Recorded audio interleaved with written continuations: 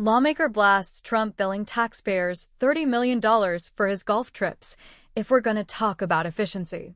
Texas Representative Jasmine Crockett called out the president's pricey golf weekends during a DOJ subcommittee hearing on Tuesday, saying, "We're not getting anything in return for that," following President Donald Trump's latest golf trip to Miami and Mar-a-Lago over the weekend.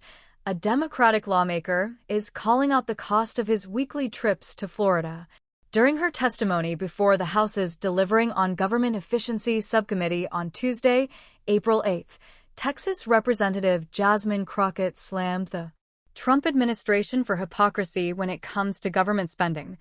If we are going to talk about efficiency, let's talk about the fact that, as of March 30th, Trump's golfing has cost us approximately $26 million, Crockett said. "The last time I checked, we're not getting anything in return for that," she added. "So, I will get back on my remarks, but I just wanted to point out that maybe we need to talk about the president and his golfing habits. He has decided that he wanted to play games while the rest of us are really trying to make sure that we can serve the American people." Crockett's numbers didn't take into account the cost of Trump's latest golf trip in the first days of April, which was longer and more expensive than his previous weekend trips since January 20th. The president left Washington, D.C. on Thursday, April 3rd, and flew to Miami in order to attend an LIV golf event at his Trump National Doral Golf Club that night. He remained in Florida for the weekend, staying at his Mar-a-Lago club, playing golf, and hosting a fundraising dinner.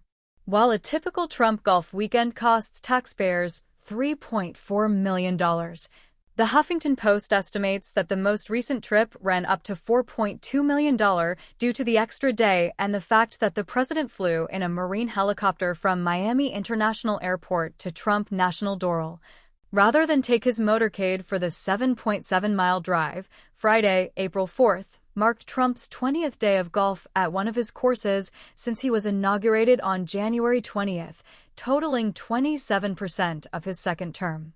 His Florida visit drew extra ire from critics, as the long weekend meant the president skipped the dignified transfer of 4 U.S. Army soldiers who were recently killed during a training exercise in Lithuania. The bodies of Troy S. Knutson Collins, 28, Jose Duenas Jr., 25, Edvin F. Franco, 25, and Dante D. Titano, 21, were returned to Dover Air Force Base on the morning of April 4th.